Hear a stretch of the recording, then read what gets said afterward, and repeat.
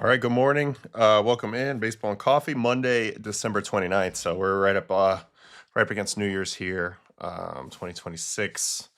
Coming in hot. 2025 is a good year for baseball, obviously. And right now we're in the dead period, not a lot going on. We'll talk a little bit about a couple of the moves that were made, um, explore a little bit about maybe some more. We'll take a better look at some landing spots, maybe for Imai. He's got a deadline coming up on the 2nd. So that's only a couple days away. So I think, I don't know, not trying to get into rumors. And the only thing I read was that he was basically talking about how quiet it was and how he didn't realize there was going to be a difference between showing interest and actually getting offered a contract. So far, he's never been offered anything. And I think people will bring it right up to the deadline. But I'm sure he'll sign.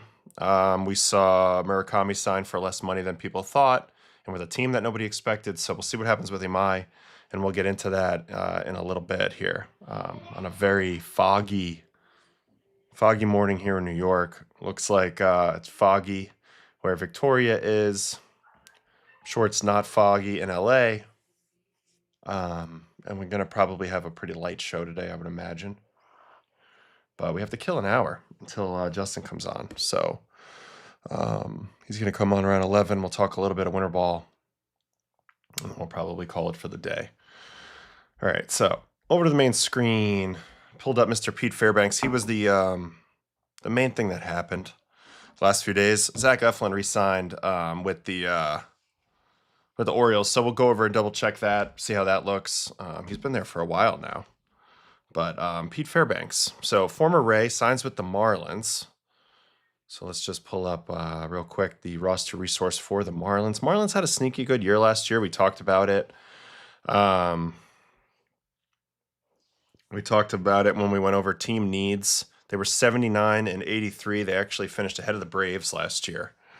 So it wasn't all doom and gloom, honestly. And they're in an interesting spot. They have some starting pitchers that they could trade. Looking at you guys right here at the top, Sandy Alcantara, Edward Cabrera. Those two could easily get traded for big hauls. Probably, honestly, maybe even bigger for Edward now, considering that he has a lot of control left. But I don't know. They did make this move to their bullpen now. Pete Fairbanks slides in to the closer's role. Calvin Faucher, I think it's Faucher. He's got a really good cutter. Had been sort of closing him and Phillips. Now he slides back to the 8th inning role. They actually have a decent run of righty guys here in the setup capacity between Faucher, Phillips, and Bender. Bender's got some good stuff. He is probably getting close to getting too expensive for the Marlins, being that he's at 4 years, almost 5 years of service. I'm not really familiar with Cade Gibson. I've seen Bachar, and Nardi's actually been a lot better than people realize. And then Junk was awesome last year with the best walk rate in the game. So they're an interesting little group. This one hurt a lot. Ronnie Enriquez going down. He was by far their best relief pitcher last year. And now he's hurt. Now he's done. He's out for the season. I mentioned how I thought for the player timeline, it's probably the best possible time to get Tommy John. For the team, probably the worst, because you're going to benefit with huge surplus value in terms of what he's bringing to the table minus his salary. Marcy was good. Edwards is good. Stowers is good. Ramirez is good.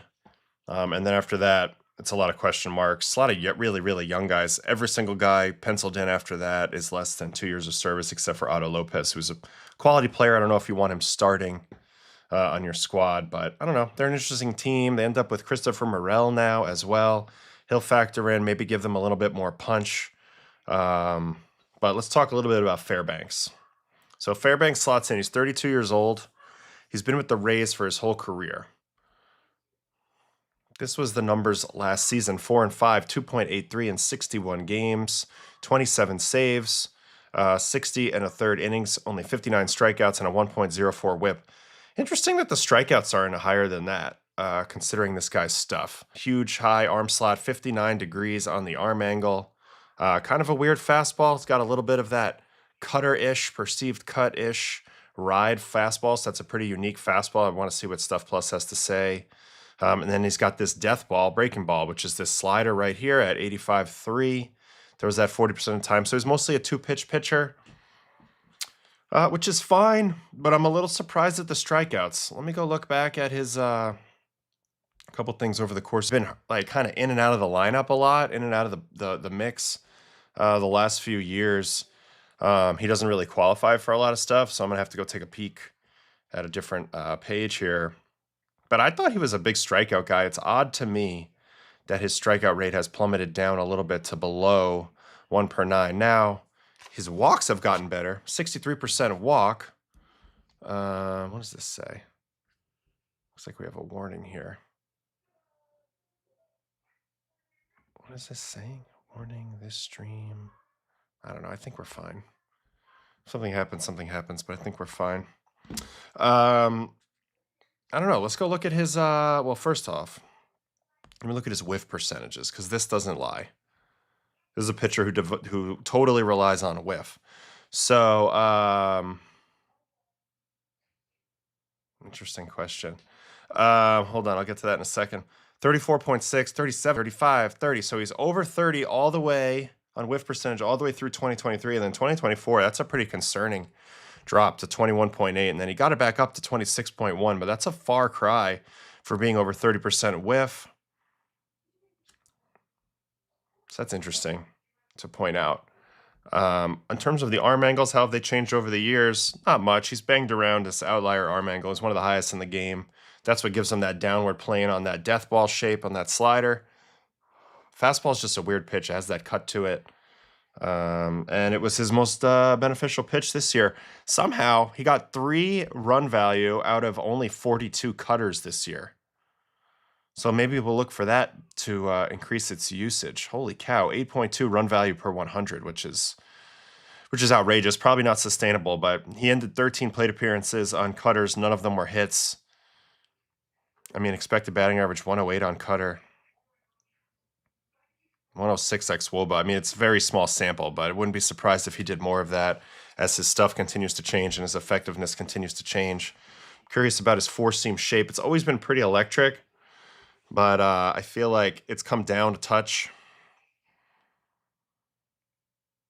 So 2020 is when this guy sort of started to emerge. 16.9 there, 18 and 21. Wow, all the way up to 20.7 in 22. So this is an insanely righty fastball at 99. Then you fast forward to 23. He was at 19. Still at 99.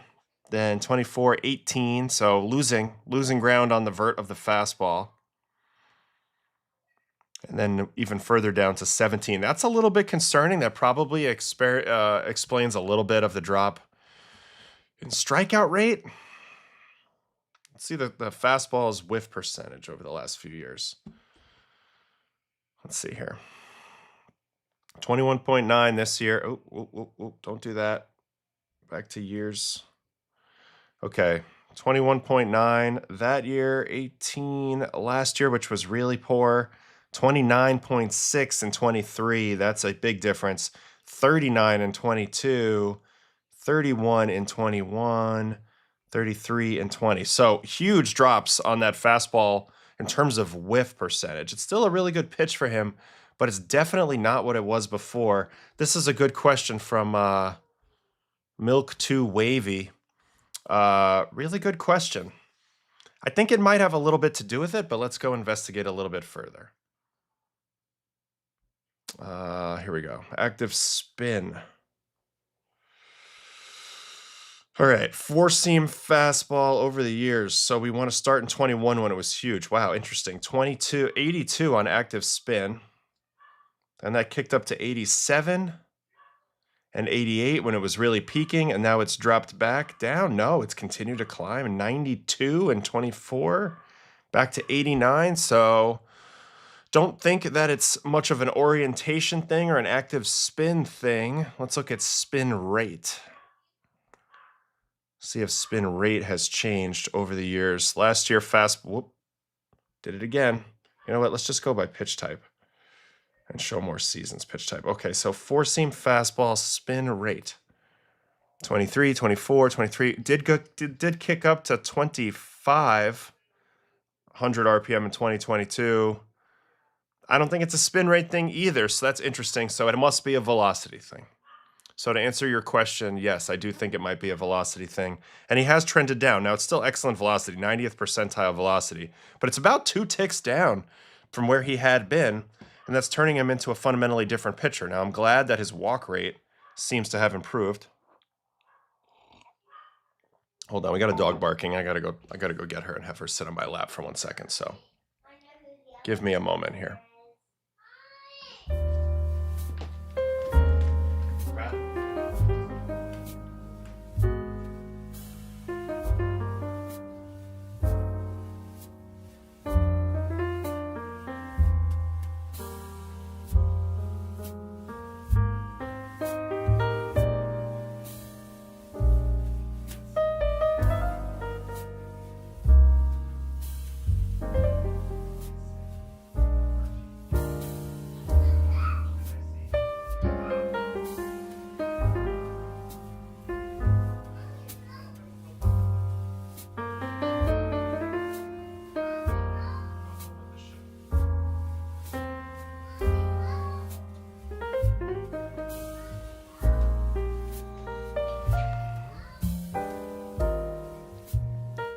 Okay, I'm back. Sorry about that.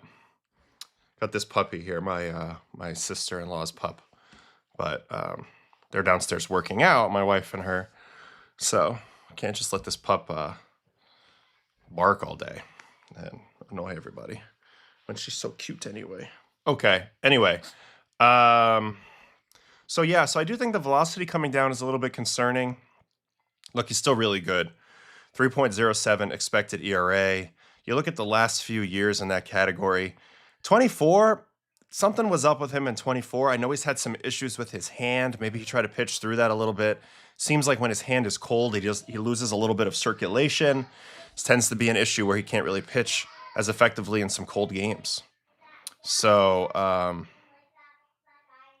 but you look at the other years. I mean, he was peaking in 22, 23. This is an insane season. He threw less this year, but still, 1.03 expected ERA is wild.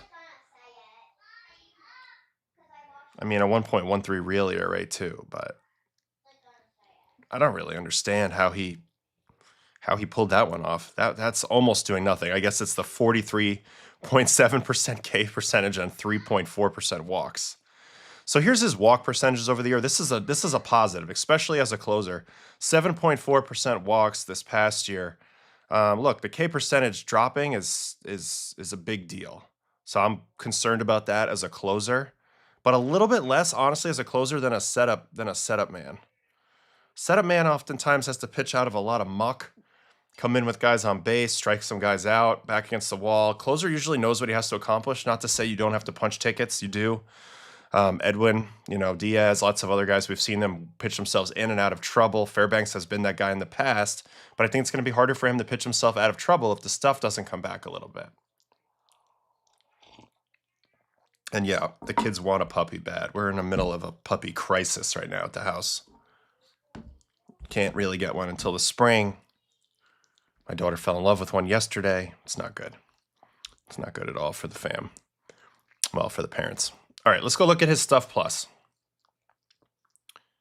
Because he's always been a Stuff Plus darling, rightfully so. He throws really hard. The death ball, I think, grades really well typically. But the stuff's definitely come down, right? Yeah. All right, look at that fastball grade come crashing down. In 2022, I mentioned it was a 152. 52% better than average four-seamer. Now it's league average, 99. Came plummeting down. Same with the death ball slider, although it's still 25% above average. I think the angle, it's sort of like a Savage type angle. He's really high with the arm slot. He's driving the ball straight down, and they're swinging over the top. Changeup, I don't know what that pitch is. He doesn't really throw it, so I don't care about it a lot. What I'm intrigued about is this 141 on the cutter. 141 on the cutter. I mentioned how in the small sample it kind of dominated. This could be a big deal for him. This could be a way for him to stop the decline of his four-seam fastball and his overall effectiveness. Still good for a 111 stuff plus overall. Now the location plus is higher. So they're still getting a really good pitcher, although I feel like he might be entering a transition. It's going to be important to watch him at the very beginning of the year. I do think it's interesting to me that he went to Miami, so the cold weather thing's out. The field is a good place to pitch. Let me see if I can look at this cutter shape real quick. So here's the cutter shape. We got way too many kids in this house right now. Kids, dogs, responsibility up the wazoo. So here's a cutter to Vlad. Gets him to swing at it off the plate away. About 91 on that pitch. Hey, Archie. Archie, you want to come in here? So that's going to play like a slider almost, right? From his angle. Look at that. Look at that drop.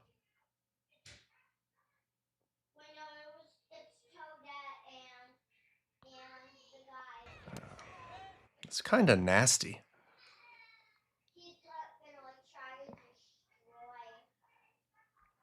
Girls, can one of you help Archie?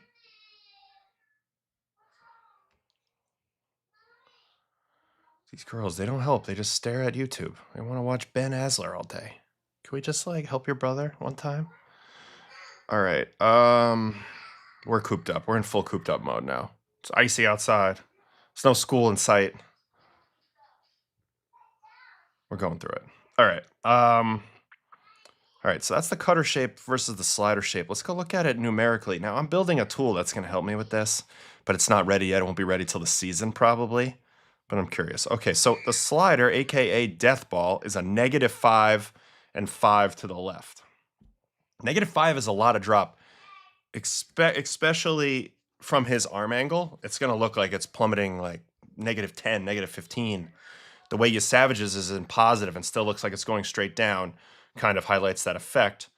And then the cutter, we just saw it on video, 2 pitches. It looked like it was going down pretty hard as well. That's 3.4 vertical break. So the interesting thing here, and I'm really intrigued by this, is check out the difference in the glove side movement between the slider and the cutter, 5.2 to 5.3. There's almost no difference. The difference is about 8 inches of drop. What's the difference in speed? So 5 miles an hour in speed and 8 inches of drop. Those pitches are going to tunnel extremely well. He's going to be able to go fastball to cutter to slammer, I guess death ball, aka slammer, really, really easily.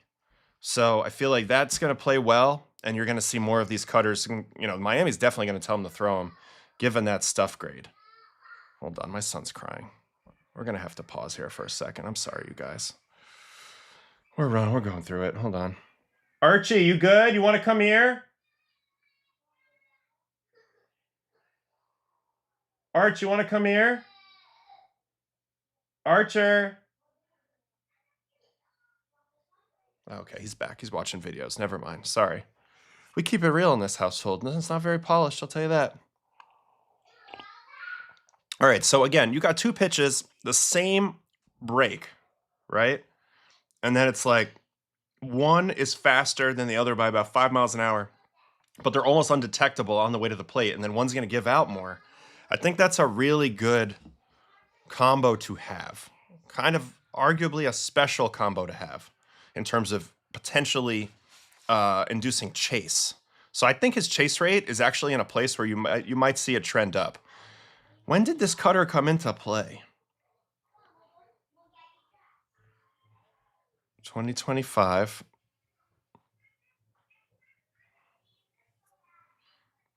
There's no brown. Where's the brown? Oh, the brown came all here in September. So this is a brand new pitch. So yeah, so you're going to see more of this. This actually really helped him probably get paid, because I don't know how you explain a loss in velocity, a loss in swing and miss, a loss in pitch shape to a team. I know it's a 1-year contract, so it's not like the Marlins are worried about him, declining over multiple years. But either way, you're going to sign him up to be your closer, and you're going to pay him a hefty sum. They're paying him a lot of money. He needed to do this, and this was a big move. All right, let me get in the chat for a second. I'm really sorry about that. I think the Rays had most of their pitchers at cutters recently. I mentioned how I hated the Boz cutter. Didn't like it from a presentation, effectiveness, deception, missability, I guess you would call it, standpoint. But this one I do like. It's got good velocity. It protects the slammer, takes some pressure off having to throw so many fastballs, which seems to be declining. So, okay. Who on earth is Ben Aslart? It's him, and then there's another brother, and they do a whole bunch of competition games, and my middle daughter, Oakley, is obsessed with that, so she loves watching that stuff. Would have been good seeing Jason Adam with Fairbanks. He was there. For a little bit, they were together, but Jason Adam got himself so nasty that he got traded pretty quick over to San Diego.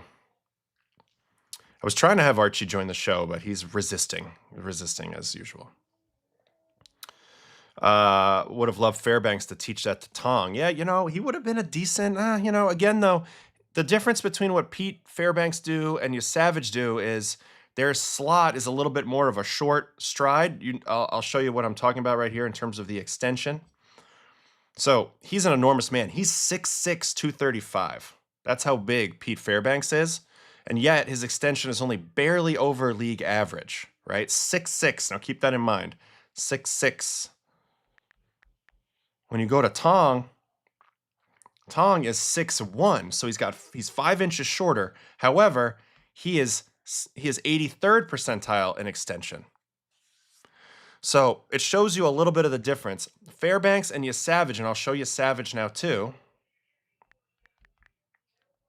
Savage is also a mountain of a man, I believe. Let's see.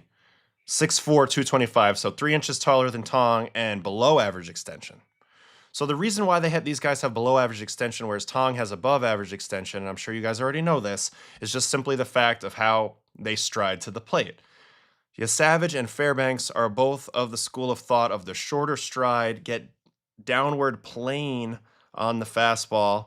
And yes, they all have that unusual ride cut shape, but it's going to be presented differently when your arm angle is over the ball, driving the ball down, as opposed to Tong, who's going to be a little under the ball, because when you extend, you get a little lower, and then you're pushing it more towards the top of the zone.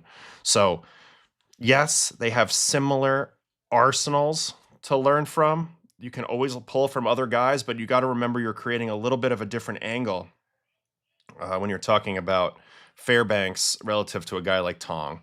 Also, I do think the cold weather thing definitely probably affected his market.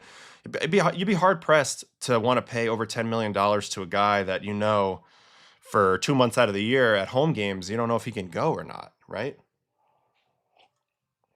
So that would make me nervous. All right, back to the chat.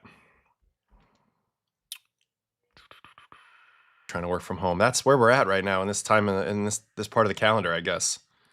Good thing is my wife's workout's over in 7 minutes, and then she's back on the clock. She won't be happy about that, but anyway. So very end of the year, he was getting pigeonholed. Like they were keyholing him, just looking for fastballs or sliders. And so the approach had gotten better on him, so he had to add the cutter maybe. I can see that as being a possibility. Taj Bradley added one of those too, and then they got rid of him. Man, Taj Bradley was another guy that I thought the Rays had found a new gem, like a new Chris Archer in his prime type of pitcher. And then... No, he kind of stunk one year and he got shipped off to Minnesota in a very surprising move. I still think he has big upside if they can figure him out a little bit. Okay, what do I like better to evaluate, xERA or FIP? I'm more on the xERA side of things because I believe in the ability to be a contact manager, a ground ball pitcher. Ground ball pitchers who don't get a lot of strikeouts don't always look great with FIP. I understand sometimes the walk rate can be part of that too, but I've seen plenty of ground ball guys over the year beat their FIP pretty consistently, and I think expected ERA does a little better job with that. So typically I go there, although I have to say the baseball savant, some of the stats as I'm learning, as I've been building out some things with the data, maybe aren't as perfect as they need to be. For one thing, the algorithm seems a little jacked up where it's making every single hitter who had success look a little bit lucky right now. Um, Basically, the expected numbers don't match the real numbers. Like the expected batting average of the league doesn't match the real numbers of the league. So something's off there. They have to adjust. And another thing is, in terms of like expected batting average on a specific ball in play, they don't add in spray angle. And I think that's because, and talking to some of my analysts that I've had with the Mets and some other teams, they say that there seems to be no evidence that a player can consistently affect their spray angle in terms of place the ball where they want to off the bat. Now, I think it's more of a feature of certain guys' swing that they end up hitting the ball into the same areas a lot of times for hits, like those guys who are really good at staying inside the ball and blooping it over the infield. I think that's more of a feature of their swing than a bug. But currently they're having a hard time quantifying that, so they took spray angle completely out of that. And so maybe some of the expected batting averages are a little off. Anyway, I digress, but ultimately, I do like xERA overall a little bit more. Does Tong cut his fastball? I think Pete gets on the side of the ball a bit. Yeah, Tong's is similar, so I'll show you again in terms of shape. Here's Pete Fairbanks, and then I'm going to go ahead and I'm going to pull up a fresh one for Tong. And you'll see, you know, Tong's got more lift, but they're in the they each creep over a little bit onto the left side of the chart just a touch. See, there's Fairbanks. He's a little more over. Tong's has a little more lift, so better carry and not quite as much turnover. Here's Tong, Fairbanks, Tong, Fairbanks, Tong, Fairbanks. So again, they're different. I think Tong has a better fastball at the moment, considering it probably plays like a little bit like low slot, has more ride. It doesn't have as much velocity, although it's close.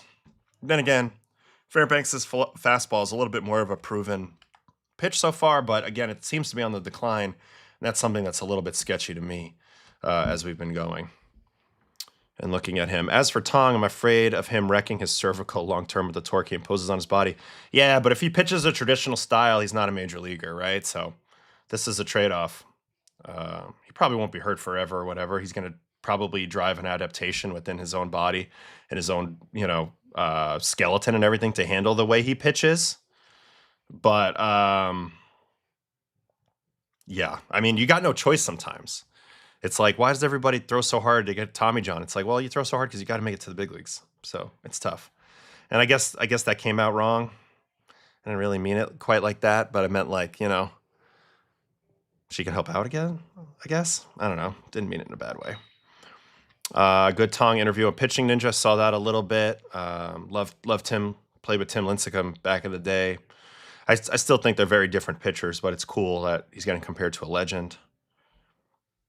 If you could build let me go back to my solo shot. If you could build a bullpen reliever in a lab, how would you construct him? Mariano, Cutter, and well, you would want to have the insane velocity of, like, first of all, you'd like him to be left-handed probably. So you'd want like a Roldis Chapman type of size and extension and velocity. And then from there, yeah, you would like a Mariano Cutter. You would like a Zach Britton sinker. You would like a Devin Williams airbender. You would like a, you know, Edwin Diaz slider. All these types of pitches into one would be a pretty dynamic situation. Could be wrong, but aren't expected batting average and those stats based on historical batted ball data? Yes. And they're all grouped into buckets. So basically, it's just exit velocity plus launch angle equates to the expected batting average. My point is the spray angle tends to matter, right? You can hit the ball directly at the center fielder on a perfect line that has an expected batting average of 800, but you're in that 200 point percentage where it wasn't a hit because it's right at the fielder. Spray angle, you know, would take into account whether that ball is more likely to be in the gap or down the line or in front of the fielder or whatever. So I can see that. I know some teams add that into their own calculations on their internal modeling and their internal evaluation tools. But yes, basically expected batting average and launch angle, it just based off historical data. Every single ball that's hit at those launch angles, they take the results into account, and then that average spits back at you.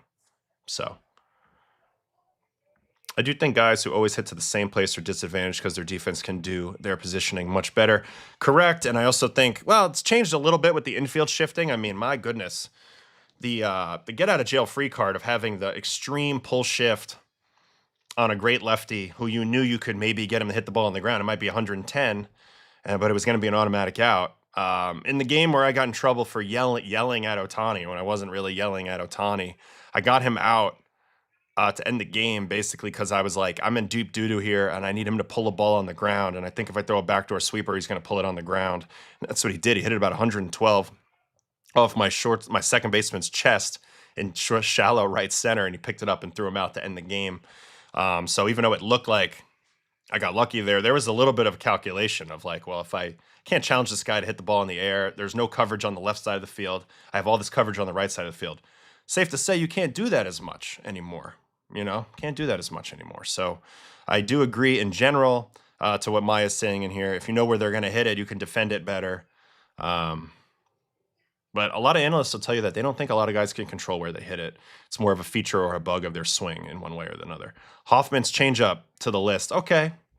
We can definitely add in Trevor Hoffman changeup. Obviously a legendary pitch, wrote it all the way to the Hall of Fame, which really blows my mind because he was down like 87 for a while. Maybe 90, 92 in his heyday. It's pretty insane. Do you think that the pushing of the tall and fall mechanics for a long time there did push a lot of these pitchers into injury? No, not necessarily. I think it's first of all, injuries have been going on for a long time, ever since we've been pursuing nastier stuff, harder velocity, and all those things. It's hard to put the toothpaste back in the tube at that point. I do think that there's a little bit of a misnomer about mechanical efficiency. Like, the more efficient you are and the harder you throw, you're sending more energy up through the system. And I think if you're not trained to handle that extra energy, you're setting your system up to break. I didn't have a perfect lead leg block in my mechanic, but I actually think over time, my hypothesis is that it was ultimately a good thing for my health. I was probably only sending up 90-something% of the energy in the chain rather than the full 100%. And yet I was still able to pitch with enough velocity to compete and to be good. I think if I sell out for maximum velocity, which is what a lot of people have to do, and they have to design their mechanics to do that, it's a risky proposition. I think ultimately that, plus just the demands of the baseball season, especially relief pitchers, you might pitch 4 or 5 times in a week over the course of 6-7 months, plus competing and showing up to spring training 100% ready to go. All those things factor in. I think for starters, of course, it's workload. But I think for a starter, like, you should be able to train it pretty well. I just think a lot of times measuring everything also is a little bit dangerous. I remember thinking about this with Noah Syndergaard when he was a rookie. I'm like, this guy's throwing 100, but that's a little bit of a curse long term, because as soon as you're throwing 96, people are going to ask what's wrong with you. And now you're on a quest to get back to 100. And now if you're not getting maximum output out of your physical, frame every time, it's like something's wrong. And I think that dynamic is sketchy a little bit. So, all right. Tony Gwynn would have had a lower batting average with the shifting they do now. Probably true, although he was definitely one of the guys that could hit the ball where he wanted to. I think it would be interesting to see what he would have done with this pitching, what his numbers would have looked like. But Tony Gwynn was obviously a special player. When we looked at his batting line, it's comical. Why don't we do that just for fun? Because I love me some Tony Gwynn. I personally believe that although it's a different approach, I mean, career slugging of 459, I truly believe he's one of the best hitters of all time. And you just look at these batting averages over the years. He never hit under 300 outside of his rookie year where he hit 289. Every other year of his career, he batted over 300. It's insane. It's insane. I mean, I know the pitching's way different now, but I have a hard time believing he wouldn't be still pretty effective. But this is just wild. You see all these batting averages. I mean, look, just some of the years he led the league in hitting: 351, 370, 313, 336, 394, 94, 368, 353, 372. And I know batting average is poo-pooed, but that's a joke. 394? He only had 4.2 WAR and he hit 394? Although, maybe he couldn't always hit where he wanted it. Did ground into 20 double plays that year. So this guy's a freaking joke. Agree with Maya. Fucking ridiculous. So good. Other really good changeup I recall from X-Met is Frank Viola. Yep, Frank Viola had a great changeup. That is true. I miss 300 hitters. Me too. I used to love looking in the newspaper and seeing like the league leaders, and there'd be like 15 guys hitting over 300. There was one guy who hit over 300 in the National League last year, I think. I think it was Trey Turner. So I missed that a lot. All right. Anyway, to wrap up, put a little bow on Fairbanks and what this all means for the Marlins. It doesn't feel like they're going to make a trade unless they get the right package, and I don't think it'll be Sandy. I think it'll be Edward Cabrera, because that's where they're going to net a bigger return. They always do seem to have more pitching coming. They have Thomas White, who's a huge prospect coming in the rotation, so they can always deal from a strength here. They felt like they needed to fix up this bullpen. Now, God damn it, if they had Ronnie Henriquez, this bullpen would look pretty good. But I'm curious to see how this works out with Fairbanks. And good for the Marlins. Spent a little money here. Unclear if that's like a CBA related thing or what the reasoning is here necessarily. It's weird when your closer's your highest paid player. I think he's making more than Sandy this year, or it's right around the same. I think that's a little strange, but that'll be a fun team. I've always had a sneaky soft spot in my heart for the Miami team, the Florida Marlins back in the day. I don't know why. Miami's like a little brother to New York in a weird way, so I don't know. All right. Ooh, best change of all time, Johan Santana. Good point. Totally forgot about that. That's to me. I mean, I watched Hoffman a little bit, but Santana, next level shit. In 92 on the Padres between Gwynn and Sheffield, nearly 1,200 ABs, only 50-something strikeouts between them both. Yeah, that would never happen. And you know what's crazy is they don't really consider, you don't think of Sheffield as this contact hitter, but he was at times, despite the big bat waggle. He was that gifted. He was that gifted.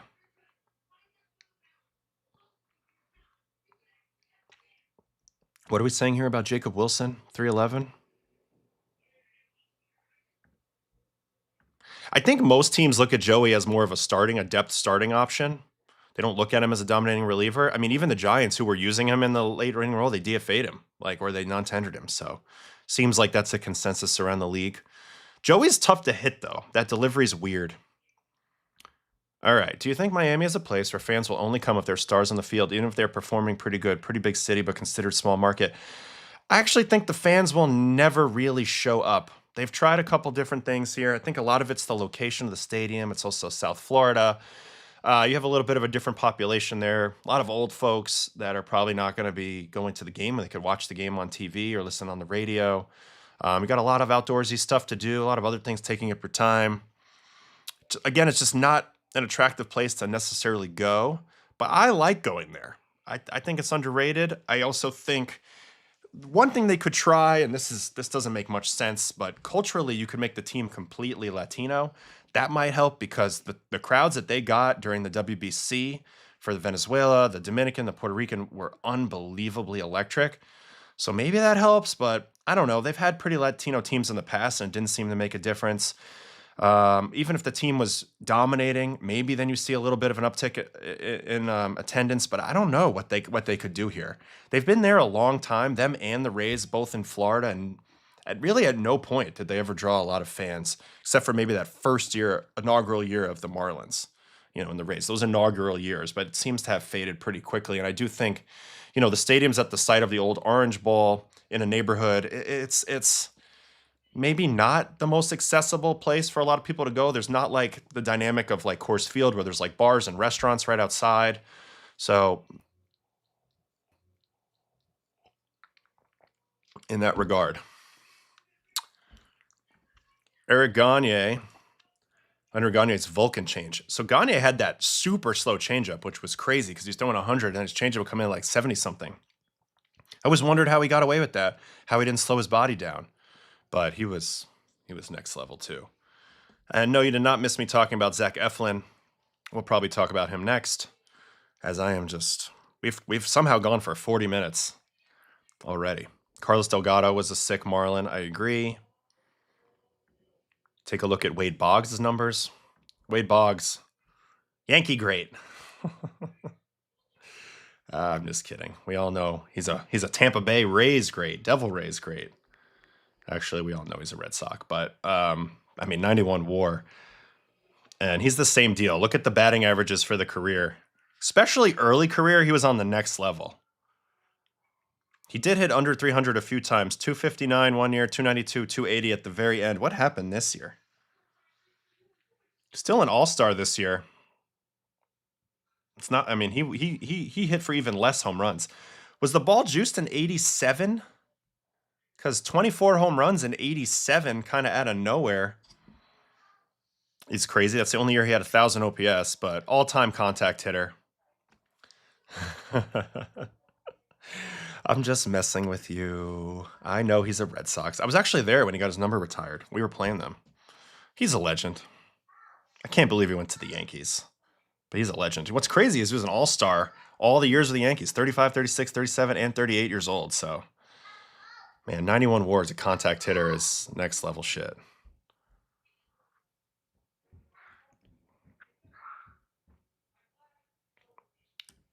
Ooh, Mets GM now.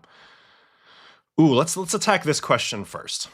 All right, so the question is Imai, Suarez, or Gallen. Now, on my list, I had Imai rated ahead of these guys, and then I had Gallen and then Suarez, right? Let me just check my list. I had Imai as my 8th best free agent, then I had Gallen and Suarez, 11 and 12. I think Zach Gallen would look great, but I know they don't want to probably give up the draft pick. I've been saying Imai for a while, but I don't know what the costs will be. And then I don't mind Ranger Suarez, but he's got that huge velocity drop off. I just think they're going to probably steer clear of that. I've been a huge fan of Zach Gallen. I think his year last year was a little bit of an outlier. He still threw 192 innings last year. Citi Field's a much better place to pitch than the desert. He has an identical whip the last 2 years with a 1.2 run difference in ERA. I don't know. This guy just really knows how to pitch. I think he's going to be good in his 30s. I think he's going to continue to be good. I think last year was his bad year. That kind of came out of nowhere. I'm a fan of him. Still has decent velocity too, 93.5. It's not like it's really bad or anything. Fastball velo, right around where he's been, maybe a touch lower, but nothing crazy. Just didn't get as much chase or whiff last year, but I think Gallen's smart enough to figure a lot of that out. His curveball's an elite pitch, so I'm a big fan of Gallen. Let me compare him to Suarez, because I think I would prefer Gallen to Suarez personally, but I know a lot of people will disagree. Ranger had a much better year last year, 3.20 ERA, 157 innings, 151 strikeouts. But look at this, 90.1 on the fastball. You're getting dangerously close to unsustainable level of fastball velocity. I know he has got elite command and pitchability, but we saw how 1 mile an hour on a guy like Imai really hurt his effectiveness, and it makes you wonder when the other shoe is going to drop for Ranger Suarez in a way. Look at the fastball velocity just plummeting the last few years down to 7th percentile now. Not that it's changed his effectiveness, but this is the type of thing that can't go in the can't back up is this walk percentage. He's 86th percentile in walk last year. It can't back up if his velocity is going to continue to trend down. It's not like his whiff's going to ever shoot back up at this rate. So he's going to be freezing guys, which he's very good at, and he's very crafty, and he's very smart, and I'm very impressed with him. But for this reason alone, I think I would go Gallen. I know that he's got the draft pick attached to him, which makes it a tougher calculus. Imai's something of a wild card, and I wanted to get into him in a minute. Just possible landing spots for Tetsuya Imai. But let me look at the Mets once again. Take another quick look at the Mets rotation at the moment. All right. Go away, roster resource. All right. McLean, Peterson, Holmes, Minaya, and Senga. I mean, really, all those guys are penciled in right now and aren't going anywhere. I don't know what's going on with Senga, whether he gets moved or not. I mean, my stuff is unique enough to fit in really well with this group. And Gallen's unique enough to fit really well. And Gallen might end up being your number 2 if you ended up signing him. I don't know about Suarez with this group, especially with, well, the Mets defense, I guess, is improving now in the infield. You're going to have Lindor and Semien. Not sure about first and third yet. No idea how Polanco will look, but I think if you have Ranger Suarez, you need to commit to having an amazing infield defense. So maybe that would be a situation where Acuna gets some play at third. I don't know what's going to happen. The Mets have so many more holes to plug. But yeah, Imai would be my top choice, then Gallen, then Suarez in that order. I don't think anything has changed in that way, in my opinion. Let me get in the chat here for a moment. Gallen is a pitcher, crafty. Milky Way thinks he's 100. Milk 2 Wavy thinks he's 100% going to be a Cubby. 99 Rays team. Boggs, Canseco, McGriff, Roberto Hernandez. Pretty sure the manager was Larry Rothschild, one of my favorites too.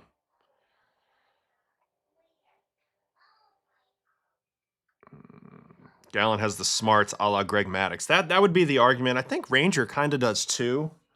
I mean, it's hard to compare anybody to Maddux, but they're both crafty guys. So, I don't know. And are you sure about this, Kev? I'm not sure yet about how much Suarez is going to get. I think he's a great pitcher, but in the age of projections, teams are going to be afraid to pull the trigger on him if it's not at their price with that velocity drop. I really believe that. I really, really believe that. All right, let's take a quick look at Eflin. Eflin re-signs with the Orioles, so they get a pitcher back that they are familiar with. He slides right in at that 5 spot. He's the quintessential innings eater, another pitchability guy. Maybe a little less velocity than Gallen. Pitched in this division forever, so he's kind of been through it. You know how he can handle that. Let me go look at Eflin's profile right now. I mean, yikes. 5.93 last year, only for 14 starts, got hurt. Before that, he was obviously better than serviceable. He was really good. What went wrong this year? Breaking run value got hammered. Holy cow. Holy cow, breaking ball run value. -14 on his curveball, and it was -7 last year. What is going on with this curveball, and should he just stop throwing it? My goodness gracious. It's a little bit below average speed. Looks like it's right about in the expected area in terms of drop. This pitch is just not cutting it anymore. So that's a little bit of a concern. Plus, he had some injuries last year. See how the velocity's trending. Let me go back down to his percentile rankings. Velocity continues to trend down. This is like the same for every guy we look at. So that's a little bit of a concern. It is a 1-year deal. They must feel comfortable with his health status and that he can come and bounce back to the pitcher he was when he first got over there, because he was pretty damn good in 23. 93rd percentile expected ERA, and then 24, 63rd, more than good enough. He doesn't walk you. Look at this walk percentages right here. 98th percentile in walk this year. So another guy who doesn't beat himself, but he cannot afford to because he doesn't have the stuff to anymore, as the whiff rate's now 14th percentile. Not that it's ever been good. So he's looking to avoid barrels. The extension's backed up a little bit. This is a little odd. So his fastball's playing even slower than before. I guess we just don't know a whole lot.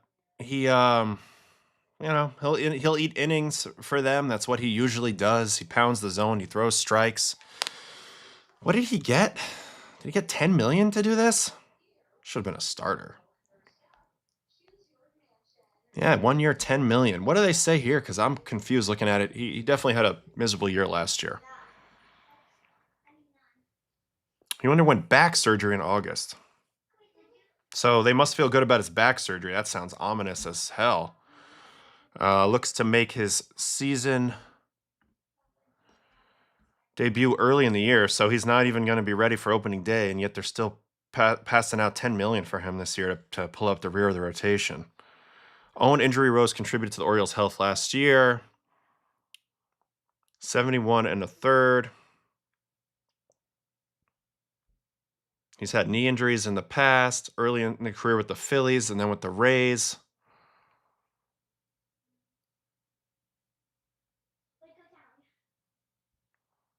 I mean, the K percentage continues to drop. Yeah, Tampa sent Eflin to the Orioles in 2024. It's just interesting that they're so bullish on him with the back surgery to spend this type of money. I would have thought it would have been less, but it does show you like 1-year deals are still desirable by a lot of these teams. And the Orioles clearly didn't want to make the big splash on the rotation this year. They've been much more geared on these smaller moves. They made the trade for Boz, and they've beefed up their bullpen and their lineup a little bit more. So I think their lineup's going to be truly, truly outstanding. I think the rotation's going to be mid. In my opinion, I think Bradish is kind of the guy that can elevate it. And then if Rogers is who he was last year, which I think is a little unfair to expect, that could help. But, you know, they have more adults here pitching. They'll have some depth behind these guys. But in the AL East, this is still not going to rate as one of the better rotations at all. So they're going to need to bang their way to winning a lot. Let me look at Eflin a little bit more.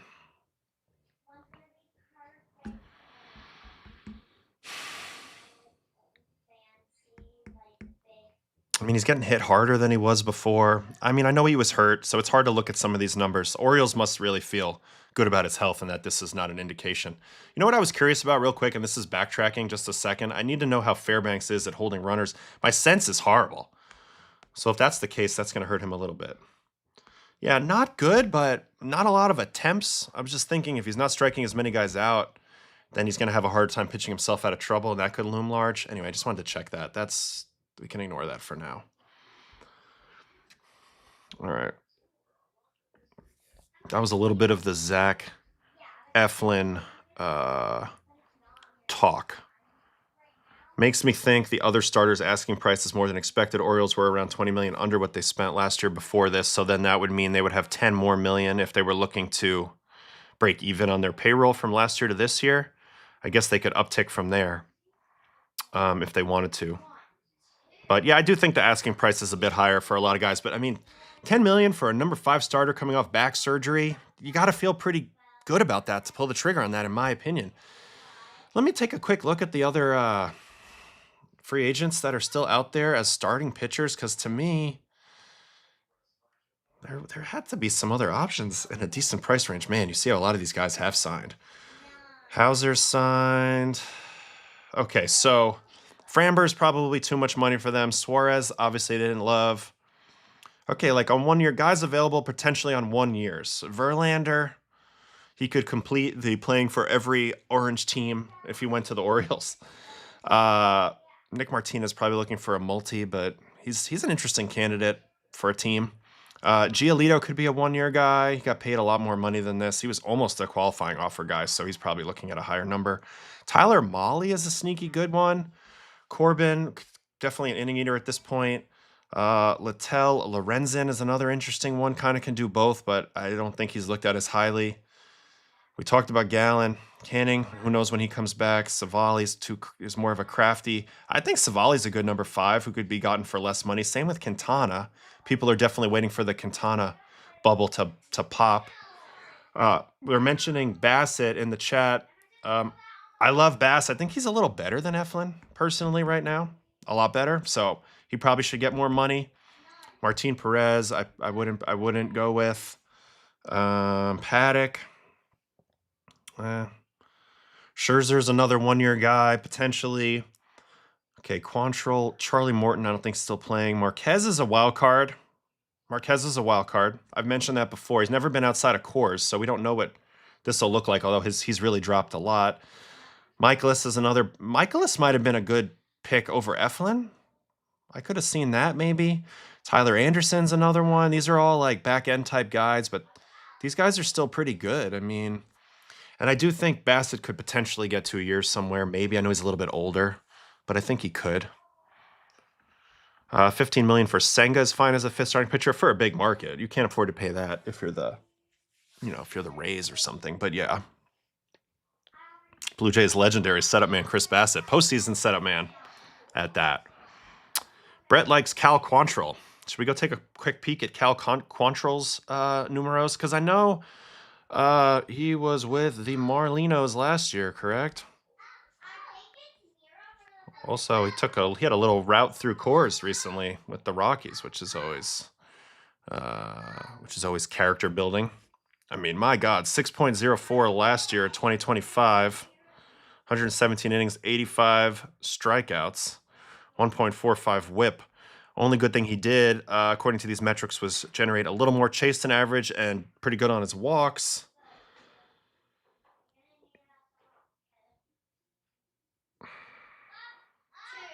Oh, this was Braves. Braves last year. I was wrong. He was Braves. He wasn't Marlins. Was that 2 years ago he was Marlins? Or was he never Marlins? Who am I thinking of as Marlins? Somebody. Anyway, Braves. He got clapped last year. Pretty good. Positive 2 run value on cutter.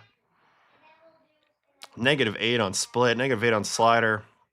Going to be hard for somebody to pull the trigger on him without him doing a little bit more of a showcase off-season training type of thing. Because, yeah, I just don't think the stuff metrics are going to go very high on Cal. I do think this is a guy who knows how to pitch. But if it didn't go well in Atlanta last year, I don't know. I mean, yeah, stuff plus now, he's way, way below, 12% below league average overall and stuff. So, yeah, Marlins and Braves. I could have swore he was on the Marlins. Thank you. And he will come cheap. He'll be depth for somebody. He's going to be looking for an opportunity to get starts. So he's probably waiting it out. He would have been a guy who would have loved to go to the White Sox, or maybe it'd be the Nationals, like if they trade a Gore or somebody like that. Somebody who's going to need starts on the cheap and you're going to get playing time. That's the type of target for Cal Quantrill. He looks to pitch well. And then, rebuild his value somewhat. Maya, I can't put your comment up, I don't think, but I love it and I agree. And I think about that a lot too now. So, yeah, he was a waiver claim in August. Nick Martinez would be the guy I'd chase. Experience in the rotation and pen, stretched out to big innings pitched count last year and has done well at hitter friendly. I like Nick Martinez a lot. Hell of a competitor. Like you mentioned, he's shown that he can be elite in the bullpen too, which is an interesting dynamic. He was on Team USA with me, and then what was crazy was they weren't going to give him a second start, and he said peace out on the rest of the tournament, went back to spring training to get ready for a starter because he didn't want to mess up his routine. So in a way, I was like, man, I kind of respect it. He's missing out on a once-in-a-lifetime potential, last couple games here. But in a way, I don't know. It was kind of like, was he being grouchy, or was he being like, I need to be serious about my craft? You could take it either way. He did have a 4.45 last year. It wasn't his best year ERA-wise, but 165 and 2/3. He's been pretty durable in whatever role he's been given. He made 26 starts last year, still ended up pitching in 40 total games, so another 14 out of the pen. Doesn't strike a lot of guys out, has a really good changeup, very quirky, tunnel-filled game. You look at the pitch shapes, a lot of similarities, so a lot of pitches that look like one thing and are another thing. The idea is to get you off the barrel, not necessarily to make you miss as much. Throws from an extremely high arm angle, does a really crazy, rocking thing when he pitches. And I don't know. He's a competitor, always wants to take the ball. And I think for the right price, this guy would be great. He's depth in the rotation, but he can also be pretty good in the bullpen. And he's been pretty good recently. Above league average in xWOBA every year since 2022. I mean, last year's basically league average. He doesn't get hit hard, I mentioned. That's the game. Not a lot of hard hit, etc. So Justin's going to join me in a minute here, and then we will get into talking to him a little bit. But I could agree with you. I think he'd be an interesting candidate. But it is funny how when you look at this free agent tracker, I mean, there's a lot of names here. Walker Buehler is another possible. We know Andrew Haney retired now. But who's on the second page here? Gomber, John Gray, Nestor Cortez, Alex Cobb, Jordan Montgomery, John Means. I mean, there's a lot of options to fill out the bottom half of a rotation. I don't know who's the best one, but Orioles go for Eflin in this group, 10 million. So it does make you wonder what the other asking prices probably were. All right.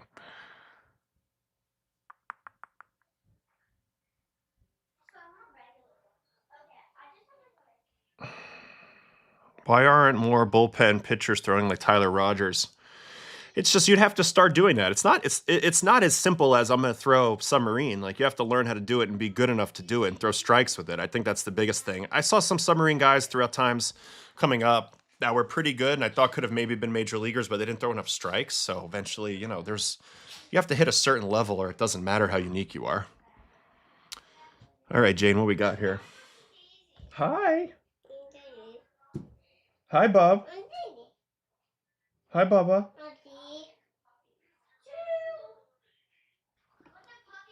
I'm annoyed that the Red Sox let Giolito go. I know they have a lot of good arms, but then they traded for arms. Well, I think it was like the qualifying offer was right around what they end up paying for Sonny Gray this year. So in their mind, they'd rather pay that money to Sonny Gray, who was a better pitcher than Lucas last year, to be fair. So I think I can understand it from that point of view, but I think Gio's a good pitcher. I'm curious where his market ends up. Red Sox would probably like to get him back at their price. Nestor had surgery, I'm pretty sure. Okay. Nestor, man, he might just be one of those guys that had like the little peak. Yeah, I got Boo. Yeah, I've had Boo this whole time. She's the star of the show today. What? I love you. I'm just getting boo-boo. She's the star of the show today. Aww. Yeah, say bye-bye to everyone. Bye-bye. How was it? Great. All right, everybody's this good. Is mine. Yes, Mommy. Yes. Okay. Yeah, so I mean, he might just be one of those guys that had like that one super high peak. He was in the All-Star game, and maybe not. Maybe he comes back, and keeps going good. I really like Nestor for what it's worth, but we'll see. We'll see how that goes. And then is Morton still looking to pitch? It seems to me like no. He keeps trying to quit, and they keep giving him money. And you know what's funny? He actually looked a little better in the second half last year, I think, stuff-wise. So that was intriguing. But no, I don't think he's still looking to pitch. I'm just waiting for Justin to tell me he's on, and then we'll get him on here in a minute. All right, what else we got here?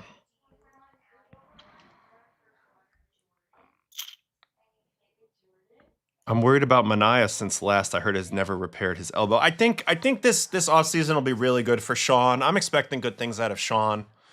Fair to be a little concerned, but let's see how he feels in spring training, what the talk is coming out of spring, and then into the beginning of the season. We'll get an idea of where we're at with Sean. One thing you got to remember about Sean is great competitor, really awkward angle, and if he's on, he's on. So I'm really hoping that the tribal chief can be on a little more this year.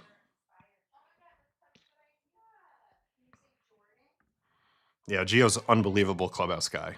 Just a great dude. We had him on. He was the first guest. I want to get him back on. He loves to chat. But I was trying to wait till he signs or something. I hate having to ask people about their free agency, and I don't really want to. Yeah, Puppy was on my lap the whole time. Red Sox seem like they are chasing super cut fours, and they like the shapes they can get into. I think you're right about this. I think a lot of teams are. And I think the idea is if you have a little bit of a supinated release naturally, then you can create more shapes and have more options. They also are definitely chasing stuff, anything outlier. No doubt about it. They have that driveline influence. And you know what? It works pretty well. And they kept guys healthy a lot better than I expected last year. So, well, I will say I give a ton of credit to the Red Sox training staff. Best training staff I've ever been a part of by far. Not that the others are bad. Yankees was good. Mets is okay. My guys with the Rockies rehabbed me. I love those guys. Cardinals, whatever. But Red Sox is tremendous. My guy Brandon Henry, who used to work with me, one of the best. They have the most manpower. They have like 7 or 8 trainers, massage therapists, acupuncturists, PTs, everything. They have a work-life balance situation. We're at home. A lot of people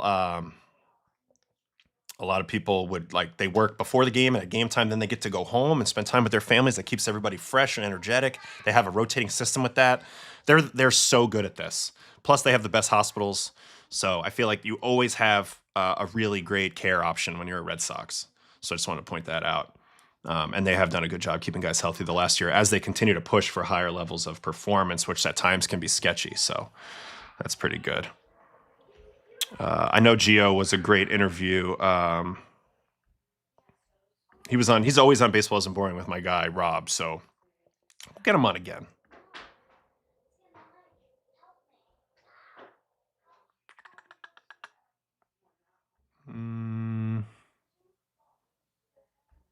Kyle Bodie definitely playing a big part in all of it. I believe they can. Yeah, I think Oviedo is a very good pickup by them. They definitely believe in his and what he's bringing to the table, which I think is very cool. Oh, Justin's here. All right, here's what we're gonna do. I'm gonna disappear for 2 seconds, and then we're gonna pop on the man who's in the Dominican Republic, the reigning pitcher of the week in the LIDOM, the Dominican Winter League, Mr. Justin Courtney. So let me go ahead and get my headphones ready here, and then I will bring him on. I see there's a question about Manaya. I think his changeup not being as effective or as usable, I think was a big deal with that. But we'll get there. We'll get there when we get there. And what that is spring training when we see Sean. All right, I'm going to take a quick break. I'm going to bring Justin on. We're going to chat for a minute here. All right, hold on.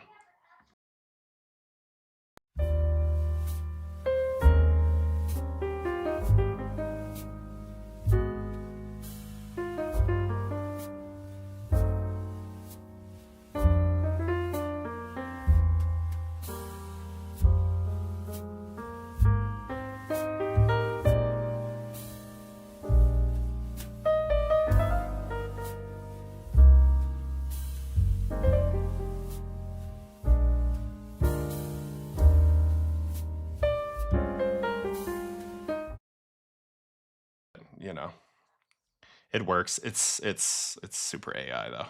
I didn't design that. I was hoping to design something else, but I like it. It's cool either way. All right, here we go. Oh yeah, we've been moving up. We're moving up in the world. All right. Yeah, of course. There he is. There's the kid. All right, let me get rid of that. I'm gonna get you in here. All right. Well, let's go. Coming live from La Romana, Dominican Republic, the reigning Dominican League Winter League pitcher of the week, Mr. Justin Courtney. Let's go. So thanks for having me. Oh yeah, 100%. So you guys are. I have to close. I have to tighten up your window here. Hold on. So you guys are. Hold on. What's happening here? Finished the regular season in second place. In second place, yes. So that was a big deal since we hadn't made the playoffs since COVID. Yeah, I know that, and really, it looked like Aguilas had been dominating everything in the early going. Pretty much the whole regular season, yeah. They were. Oh, they still pretty. I think they have the best roster. When you look at the amount of big leaguers they have, they're balling. Yeah, so they're playing them today in Santiago, right? Yes. All right, I'm just gonna leave it like this. This is not ideal. Hold on, let me fix this. I've got a little echo on mine. Don't worry about that part of it. I'm just trying to get you in the window here perfectly, and it's because a lot of people have been coming on with different devices, so it becomes a thing here. Hold on, almost got it. All right, so you're in the round robin now. Only 4 teams make the round robin. Daddy. Hi, buddy. Dad. What? What's that? What's that? That's my show, buddy. He wants to talk lead-on baseball. All right, I'm going to leave it like that for now.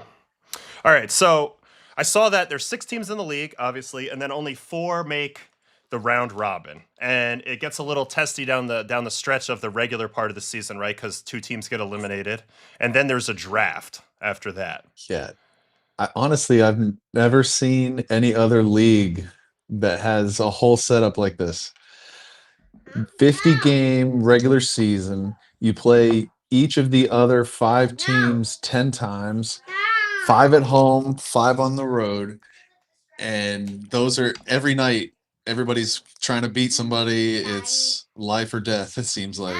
Yes, but so round robin, 2 games in. So here was the regular season standings. You guys finished 5 games behind Aguilas in second place, and then literally every other team was below 500 after that. So there was a little bit of a scrap. What's up, baby? You want to say hi real quick? Yeah. Okay. Come here. Archie wants to say hi. Oh, say hi. Are you closing your eyes? All right. Go back to your sisters, you goose. All right. So then there's a draft. So I was looking at it. Each team gets to pick how many guys from the 2 that get 6. eliminated? 6?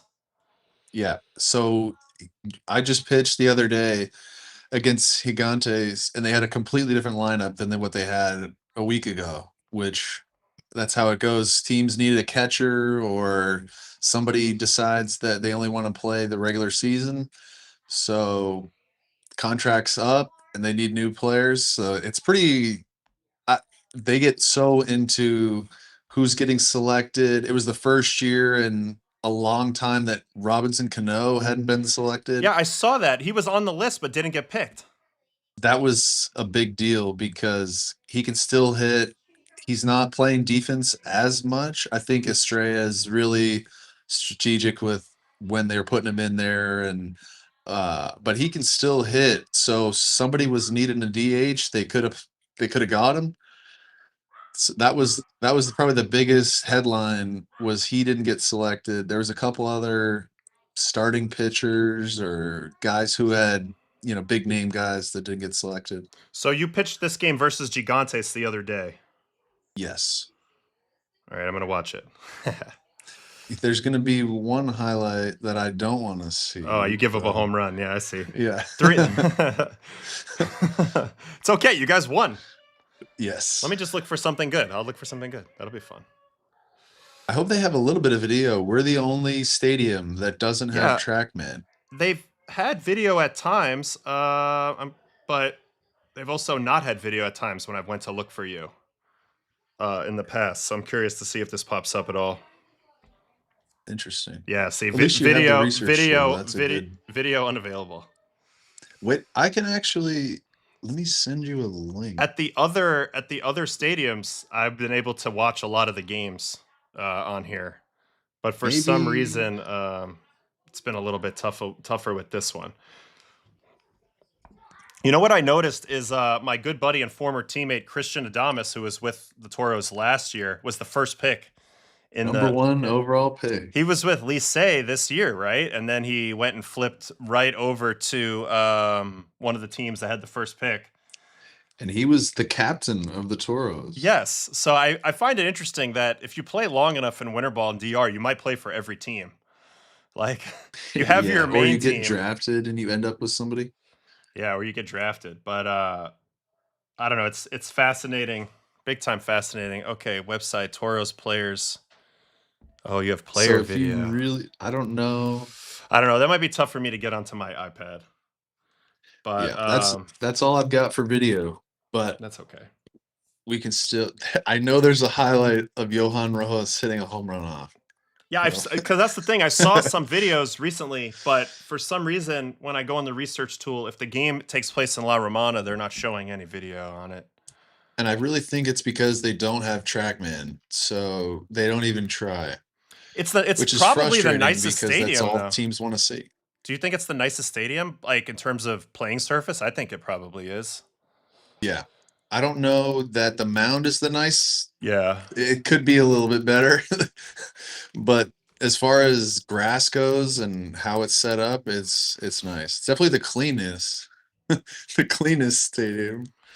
You've seen some of the clubhouses, Yeah, so how long does the round robin go on for before it gets parsed down to the finals, basically? So they play 18 games. You play the other 3 teams 6 times. 3 on the road, 3 at home. And if somebody gets to 12 wins, they're automatically in. They automatically win. They classify or clinch, however you want to say it. They advance to the championship series, yeah. And then two teams advance to the championship series, and then they play like a best out of 5 or best of 7. Oh, they play a full best of 7 at that point. Yeah. So last year when Caminero hit that home run, it was a game 7. That was game 7. He flipped his bat to the moon. Yeah. Yeah, that was legendary. That was the dead center in the Quisqueya too, and that's stupid far. Oh, that's a shot. Yeah, 411 with a giant wall. Yeah, that was if that's anywhere else, probably that's 490, 500-foot home run. Yeah. Yeah. I remember when because I shagged BP out there last winter, and I was like, this is silly how deep this is out here. Like, people are not going to hit home runs to center. And then he just goes way over the batter's eye. It's a great place to pitch. I know. La Romana's a good place to pitch, and not so great if you're a hitter. No, La Romana's big too. I agree. So when the two teams get eliminated out of this, do those players go into the draft, or they go into the draft? They go into the draft for the championship series. Yeah, there's a whole nother draft. So there's a whole nother draft, and then those teams get even more strengthened to play the best of 7. And then when that ends, they can take more people onto the Caribbean Series team, correct? Exactly. I'm not 100% on this, but I think the people that were eligible from Estrellas and Gigantes are still eligible. So if they really want to go back and pick somebody up, they can. They can also sign somebody off the couch. They could. Yeah, I saw Troy Vlad just came Jr. back. or somebody wants to come. Yeah, Troy's back. Troy Johnston, he literally just came back. I saw just for the playoffs, basically. That's so cool. Yep. Because this is where the crowds get 2 bigger. hits, 2 RBIs. Are the crowds getting much more into it now? They were the other night. It was probably the biggest crowd against Lycée. Well, the Lycée games are big. You know that. It's the biggest team, but it was the biggest non-Lycée crowd that I've ever seen. I'm curious to go. I'm going to try to find some video from one of the other games because I'm pretty sure there might be some from the Capitol. Whenever, yeah, they have them here on Escogido. If they play there or in Santiago, they definitely have the games. Like, for example, I'm looking for like a home run or something. Like this Yamiko Navarro home run will pop up, but you can see here in the video how crowded it is, and that's all new. Like, people show up a little bit at the Capitol. It's not as crowded as I thought. It was super packed the other night when I saw. But this is when the crowds start to come because it gets really entertaining now. And you get some big people showing up. Like Perdomo is going to play for Águilas. I think Marcelo Zuna's talking about Gigantes. I saw Juan Soto was going to play for Lycée if they kept going. That would have been cool. Which is interesting, to say the least. If it would have been Lycée Águilas, that would have been the biggest crowd you'll probably see in these games. Yeah, because those are the 2 biggest cities, 2 biggest teams. I don't know. I love this ballpark in Santiago with all the colors and the just the way it's cool. The way it's in the middle of the town. Like, this is my favorite one. I don't know. I also had a soft spot when we went to Estrellas too. For some reason, like that it's in the middle of that neighborhood and there's all the kids on the rooftops and stuff. Like, I think that's the so coolest dope. thing I've ever seen. Yeah, it's just like the love for the game is too real down there. And the stadium is in the middle of the neighborhood.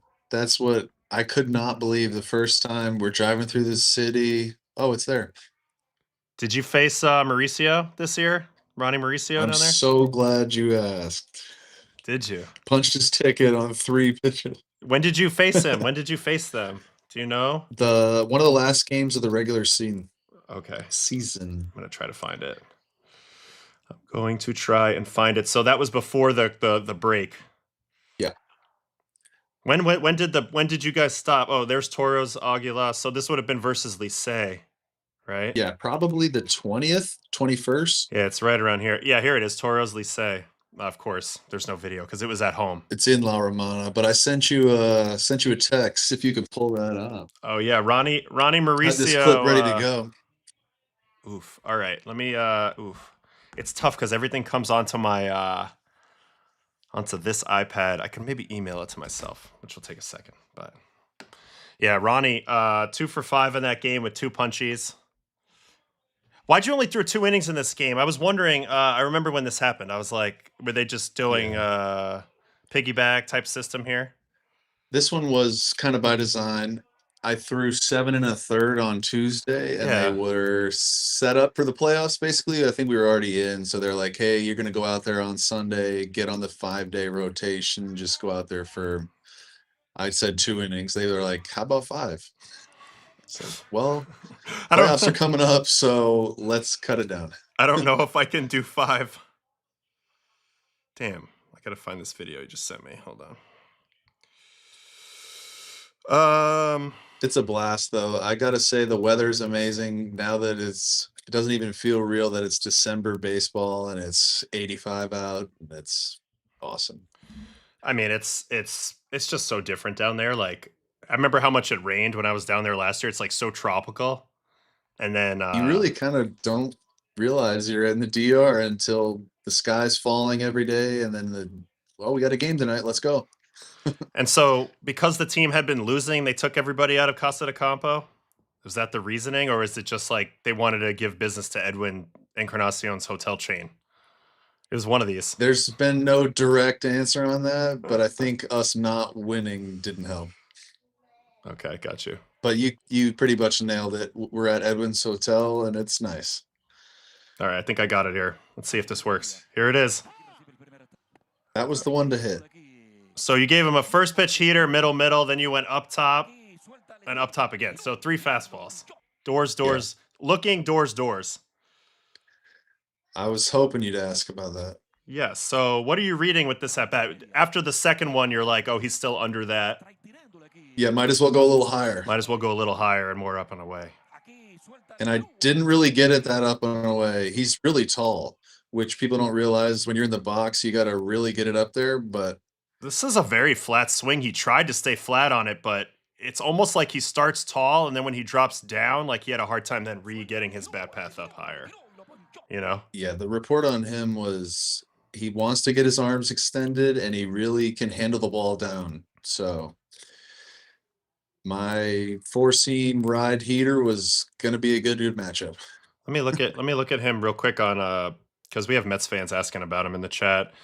I want to see his bat tracking real quick because he's an interesting one.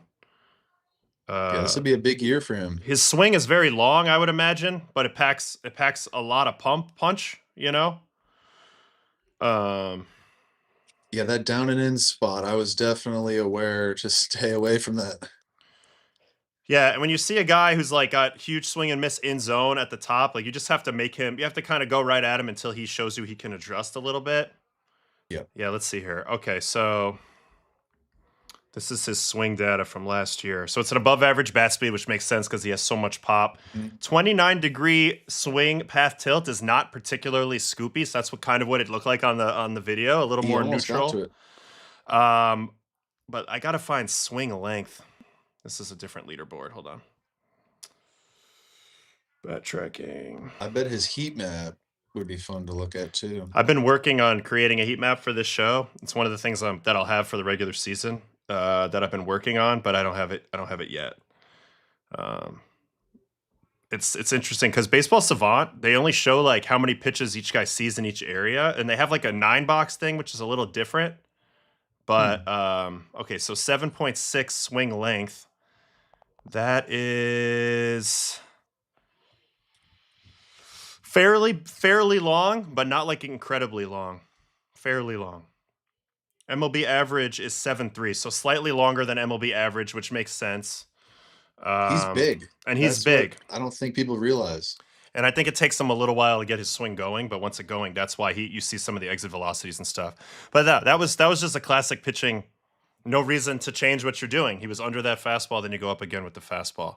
Yeah, he's the second hitter of that game too, so he's gonna see the first one.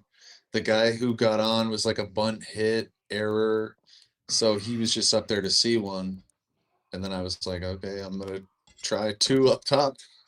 Yeah, no reason to go away from it. It's an interesting strategy in the Dominican though, because most of those guys rake fastballs.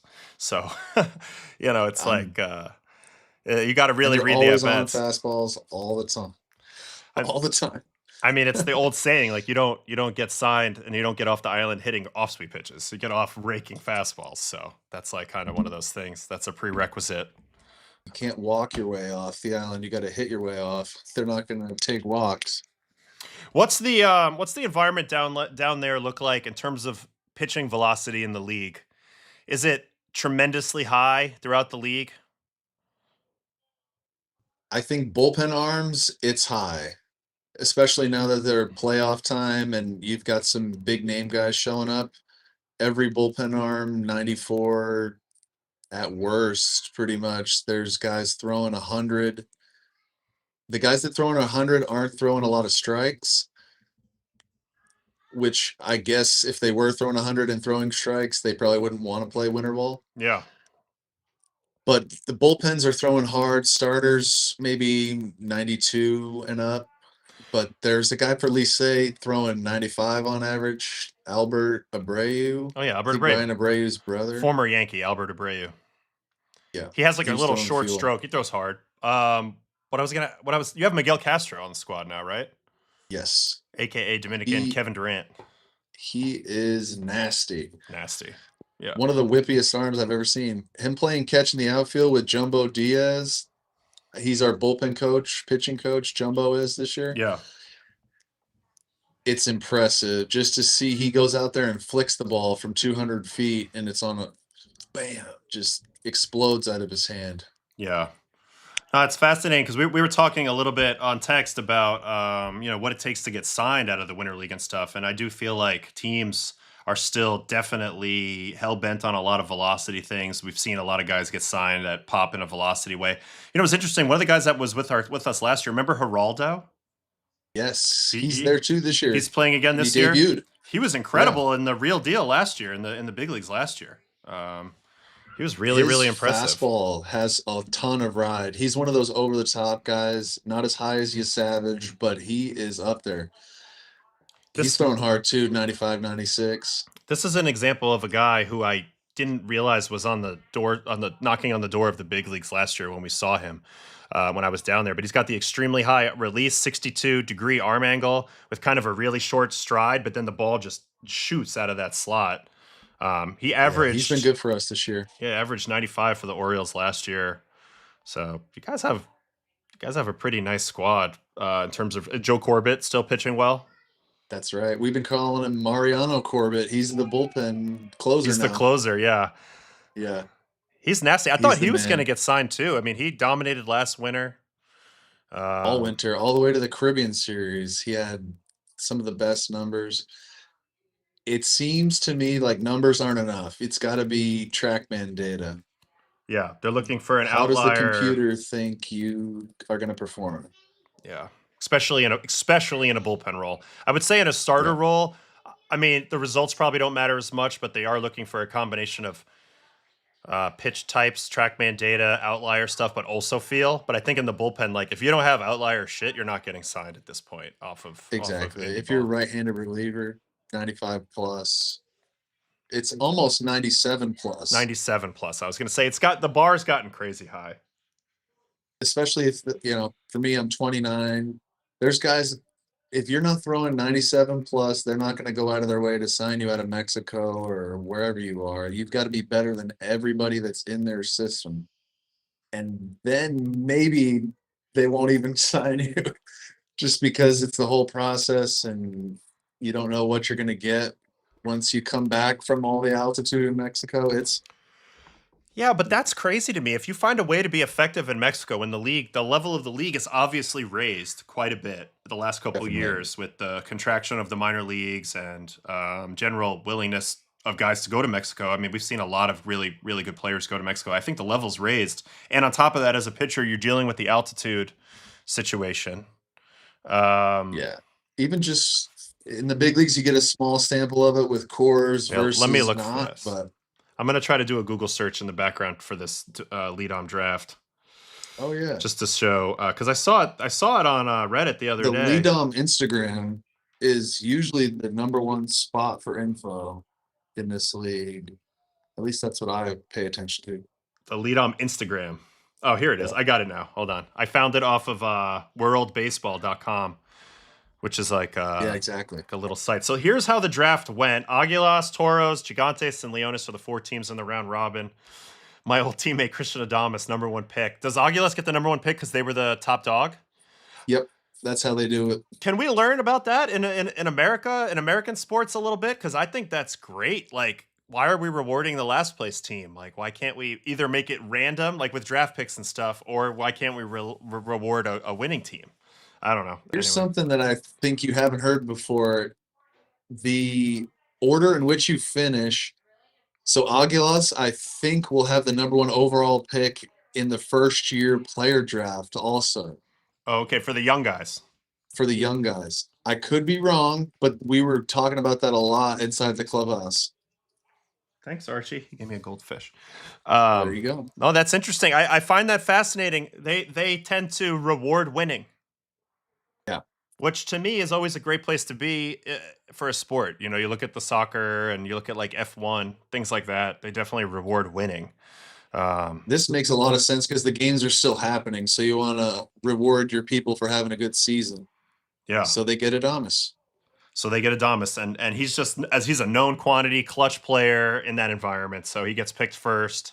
I don't know. I find it. There's some interesting names on here. I mean, way down here in Gigantes, the sixth, their last pick, Neftali Feliz, Still doing it. former unbelievable closer for the Rangers, still doing it down there. Originally from Estrellas, now with Gigantes for the postseason here.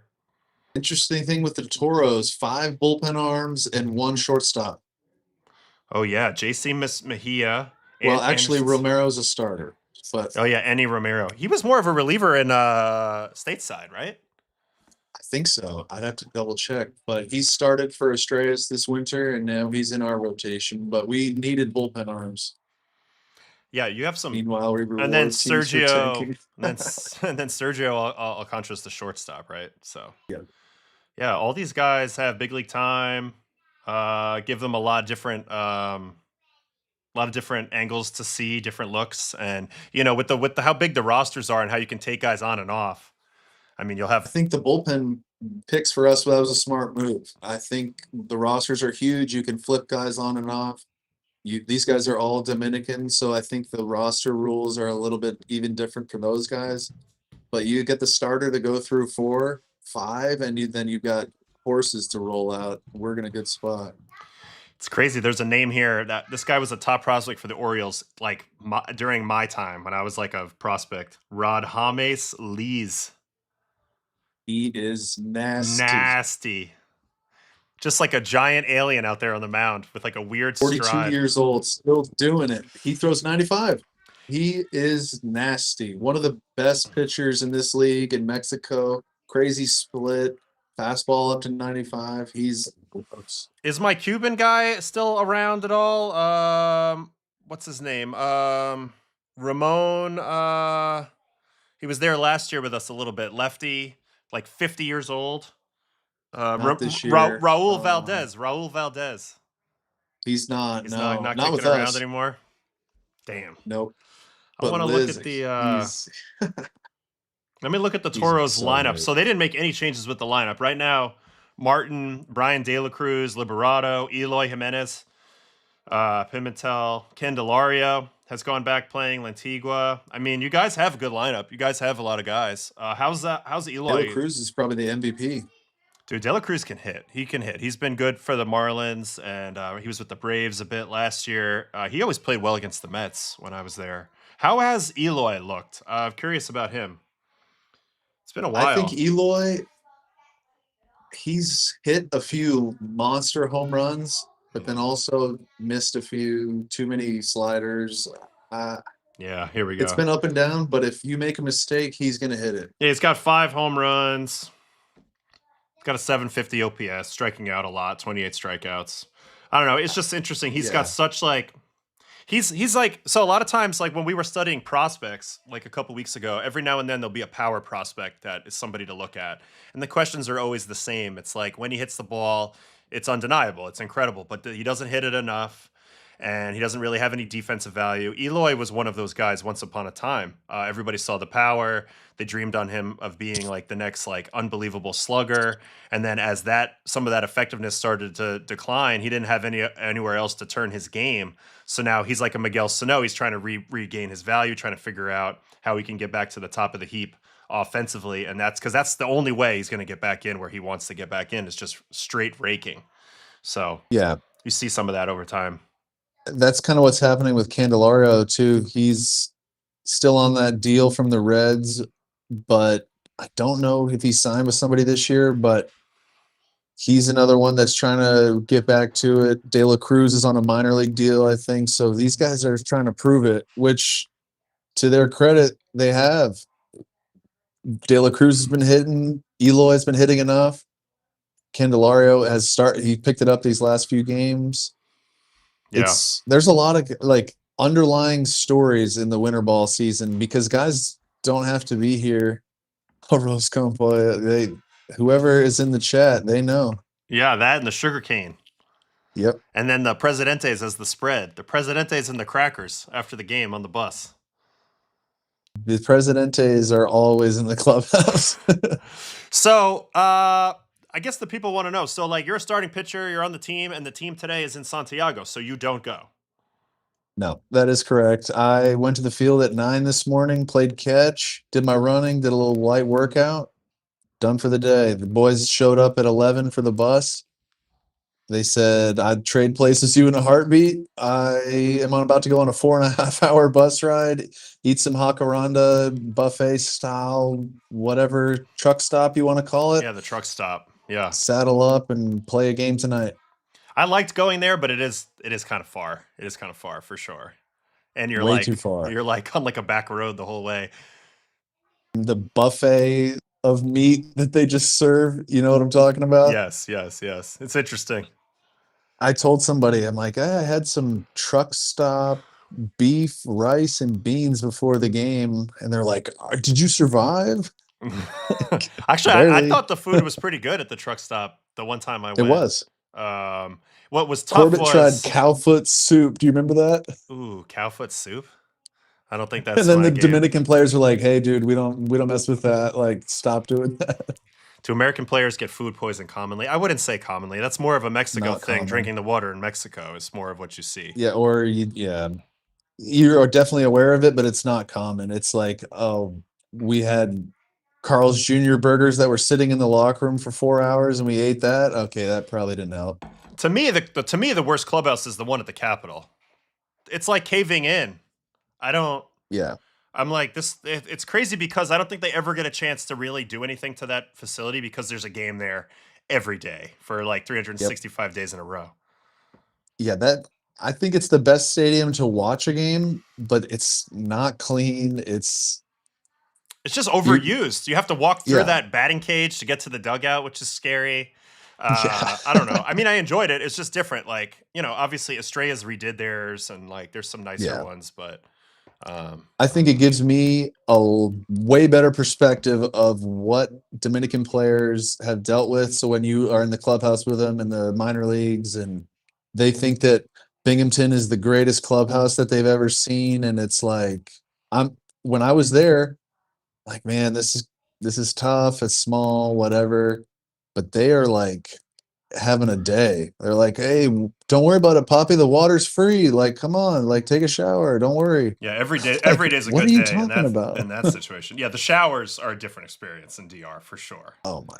You get a little half bar of soap. You don't get a shower head, and you got to make it work.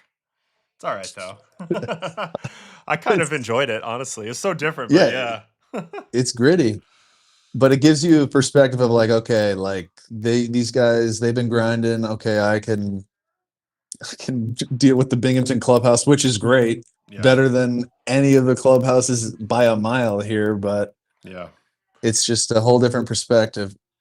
All right, so let's talk a little bit before we wrap it up. Let's talk a little bit about your year this year. Obviously, back in Mexico this year. What were some of the adjustments, some of the things, some of the evolutions, and where you're at right now with your pitching? First year being a starter full time since college, so I was really aware that I had to throw more innings. It seemed like that was the biggest thing all year that never stopped. Just keep getting deeper. The workload, keep getting deeper. Finally, 7 1/3 in December. Yeah. But a 26 starts so far. So the workload was definitely the top of my mind at all times, just trying to make sure I'm staying in shape, hammering out the ISOs that you put me on last winter. Those have been so clutch. But really the gyro slider was what I lived on in Mexico. Mm-hmm. I would throw that 50% of the time. It's altitude proof. Altitude proof. Exactly. That was what I lived on in Mexico. Go to sea level, rip a lot more fastballs at the top of the zone. And then later in the summer, my changeup made it more into like a split grip type of thing to make it altitude proof. Because take a little anything spin with off seam of it. shift, Yeah. Yeah, the seam effects don't exist in Mexico City or altitude in general. If you try to cut something to make it go the other way, it will just keep cutting. Oh, nice hairbrush. So adjusted that, and that helped a lot against lefties, just giving a different look because everybody knew I was going to throw that gyro ball at altitude, and using my fastball more, even though I think it was kind of a good thing. I made people so aware of the gyro that when I started throwing fastballs, they were like shocked by that. And then come down to sea level here in DR, it's just play normal baseball. Righties are going to see some gyros and sweepers. Lefties are going to see some splits and still some gyros, but everything kind of opens up here where I'm not afraid to throw fastballs. I know my fastball, for me, I think it's my best pitch. It's not 95 right now all the time anymore, but I'll still run it up. And, first time starting in a long time, the most innings I've ever thrown in my life What's the is this year. elevation? So What's the elevation in Mexico City? 7,500. Okay, so it's 2,000 feet higher than Coors, so it's even going to affect Yeah. you're going to have even more of a penalty on movement Almost there. 2,500 higher. Where our stadium is, it's above the airport, so it's high. Let me ask you this question. So, it's an exciting feeling. It's a good feeling for a pitcher when you pitch at altitude and all of a sudden you're back at sea level. Your stuff's moving. It's nastier. You're like, holy cow! Like I have superpowers. But I'm wondering if you feel like that also comes with a slight trade-off in that maybe it's a little harder to hit your locations at first until you dial in your calibration on all this newfound movement all of a sudden. Yeah, I think that's not talked about enough. When you're in the middle of the season, for us at 7,500 feet, you go down to sea level for a start. For me, trying to throw a sweeper or any big breaking ball for a strike is impossible. For my bullpen pregame is atrocious. Yeah. Like, which is fine. It doesn't have to be good. It's a bullpen, but it is all about calibrating. Where is this ball going to move? My fastball actually gets to the top of the zone. This is nice. It's a huge adjustment. And then in the winter, I faced Cano as one of my first at bats, and he like scoops the ball down and in my mind, I'm like, oh no, that's a homer. Like it went straight up down the line. I'm thinking, oh shoot, Mexico, that's gone. De La Cruz is like 20 feet from the fence and catches it without even breaking a Oh, because sweat. you're used to the ball just flying in Mexico. Yeah. Yeah. And I'm like, oh no, that's a homer. And it's not even close to the to the wall. I think I had a similar feeling when I stopped playing in Denver one time, and I think I gave up like a warning track ball to somebody that one of the first games with the Yankees, and I was just like, oh, I thought that was 50 rows deep. Yep. Oh, I had that for 2 weeks at least. Like every fly ball out to center, I'm like, oh no, like Yeah, it's funny. oh Like with no, the sweeper, for routine. example, you talk about recalibrating it. At times, it feels like you have to start it like in the freaking dugout to get it to like stay on the plate when you're used to it being smaller, and then it's big again all of a sudden. That's so true. I've had you might have some little tip for this. How did you make your sweeper faster? Because mine right now, I'm holding it that two seam grip, like just getting on the side of it. It's 78. It's huge. It's 20 inches, but it's 78. I want it to be, 82, 83, whatever. I could speed it up. I had a hard time. My velocity on my sweeper dropped like crazy towards the end of my career, and I wanted to maintain it being big. I think that was kind of like I think if I could have traded a little bit of movement for more velocity, Yep. for sure. But yeah, like this year I didn't throw it a ton, but it was 17.2 glove at 78.7, and in 24 it was same thing, but at 78.9. Like once it dropped under 80, I definitely felt like it was less effective. That's But the experience I'm having right now where it's a foul ball, like it's to take, and they're not really going after it. I could get pop-ups on it and stuff. Hold on, I just want to see when it was actually fast, because at one point it was sort of fast. Yeah, I mean, at one point it was.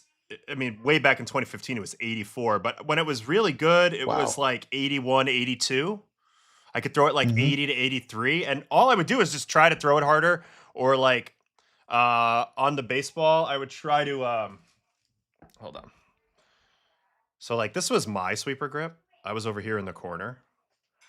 Okay. And like I just had this finger here, and then I would try to like get it into this seam shift action.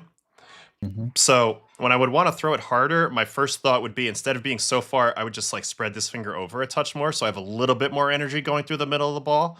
But ultimately, that is going to throw off my axis a touch, and it's also going to limit my ability to spin it quite as tightly. So it's going to make it a little bit shorter, but it should make you throw it a little bit harder. We Yeah. talked about this with Luzardo a couple days ago on the stream, and we noted that on his sweeper grip, he has a spike. And I felt like maybe because he Interesting. has the spike, when he goes and pushes that spike through, there's a little bit more energy coming through the fat part of the ball, which I think contributes more to the velocity side of things. Wow. And You have it I, pretty deep in your hand too, or is that kind of just on the side? I wouldn't say very deep. I never held it Oh too wow. deep. The big thing for me was I wanted my this line like to be pretty straight between my thumb and my pointer. Hmm. That way it's like just like it's a little pinch. And then honestly, I don't think about getting like under it and getting it straight sideways. I think more about actually kind of slurving it. And then the seam effect would keep that ball up a little bit Wow. going across. But I didn't have Because huge sometimes lift on mine I would either. gyro it. Yeah, Like sometimes I'll you be do. too far on the front of it You and it can would do that. gyro. When I would get in trouble, I would get in trouble by scooping under my pitch and then Mm, gyroing it that way. And then it would kind of like just peter out and it wouldn't really catch right. But some teams, and I know this because I've had a couple buddies that signed with a bunch of different teams that throw sweepers over the last few years, and when they talk to their analytics department, they like have different preferences, right? Like I know for a while Minnesota was preaching, throw your sweeper as hard as you can. We don't worry as much about how much H break is on it. Like we just want you to throw this pitch hard. That'll make it more of an outlier. Whereas some teams like the yep. Rays were more into total movement, like just as much movement as you can, regardless of speed. I feel like they're both effective for different reasons. But what I felt like was like if I had big movement and it was slow, like kind of where your sweeper is at now or mine was at towards the end, it was still pretty good for contact. I just couldn't get anybody to chase it. They had too much time to say yes, yes, yes, no, if that makes sense. That's exactly what I'm having right now. It's moving, it's in the zone, it's in a good location sometimes. I'll try to chase people off the zone with it and they won't go for it. And I think it's a speed thing because I know swings and misses and strikeouts are another way to get you signed. And I'll try to go after it with two strikes, and that's swing, swing, swing, no. And they'll have just enough time to lay off of it. So I was kind of curious. Yeah, so I mean, what the way I would use it was it just wasn't a put away pitch for me. I mean, I could maybe do it sometimes, but Yeah, for the most part, it'd have to be set up perfectly, like a gyro pitch that tunnels well. That then I could throw it off of that to get the swing. So I would use it a lot early in the count, kind of dare him to hit it. Like the numbers are fine on it when you put it in play. So go ahead, put it in play. And if I got to two strikes, it would make my fastball play that much better because there's more separation speed wise sure. and everything like that. And I could play the comeback game or whatever. But it's fascinating to hear you kind of go through it a little bit. And like, I was just looking at Pete Fairbanks earlier because he signed with a team and he's throwing Yep. now like a cutter and a death ball, but Really? they both have the same amount of H breaks. They both break about 5 inches left, but they have different amounts of vertical break. The cutter's at +3 vert, and the death ball's at -5 vert. So these two pitches are Whoa. going to tunnel exceptionally well, right? They're not going to have too much discernment left, right. It's just going to be speed and amount of drop, and it's going to be hard to tell. And I think that's why it's so nice to have the two breaking ball combo because they do tend to tunnel pretty well because they come out with that slider-ish spin, cutter slider, Yeah. break ball spin, and then they deviate whether being big or smaller or more depthy or less depthy or more fast, more slow. And that's kind of what happens there. I think you can really put a hitter in a blender if you have two. And especially like a short slider and a big slider like you did too. That's a game to play with righties and lefties. They don't know if it's going to be the big one or the short one. Yeah. You It know, is tough though because when analysts and they're looking at their spreadsheets and they're looking at for swing and miss, certain arsenals lend itself better to swing and miss. Like I still was able to achieve a high strikeout rate, but a lot of it was because I had extra strikeouts looking. And yep. even if you go ahead and that's part of your game, it takes a long time to convince an analyst that that's a skill. for the most part, they're just going to look at swing and miss rates. They're just going to look at raw stuff rates. And I think that's where maybe some things get kind of lost through the cracks at times, like some really good opportunities with pitchers. But I do Sure. find that that's sort of the state we're in right now, based on a lot of the guys that I do see get signed. It's just like, can they make the track man sing or not, basically? Yeah, and I haven't gotten a ton of strikeouts where I think I threw 30 innings in the regular season, like 21 strikeouts. I was going deep, eating up innings. But that's your job, and not giving up you're at hits. altitude, in Yeah. Mexico. But then here, you're facing good hitters. They're aggressive hitters Right. too. Not to be stereotypical, but a lot of times Dominican hitters are very aggressive. They like to swing. They're not big walkers. Oh, They for want to sure. rake. So it's harder to get those guys to strike out because they're, as a starter, you want to get ahead in the count, and then they're going to go ahead and put the ball in play. It might be easier to get to chase with 2 strikes, but if you never get to 2 strikes, it's kind of hard to get strikeouts. Sure. So And I'll throw 5 innings and 60 pitches. It's great. yeah, yeah, man. They So would that's have a big game to play. in 2010 when I was coming through 2008, 2009. They would have said, "Man, this guy's got a low pitch count. That's what we're looking for." That would have been the Yeah. move. So New game now. whole new It's game. cool though. I think there's a lot of stuff that you can learn from being a starter. You're out there more innings, you get more time to try stuff, kind of like what we talked about, where you got to have a plan for righties and lefties. There's only so many scenarios that I start a sweeper for a strike and he takes it or he chops it foul. Okay, he's probably ahead of that, so we could go Change back to a there's like heater in, different change up. there's options based off what the reactions are. Yeah.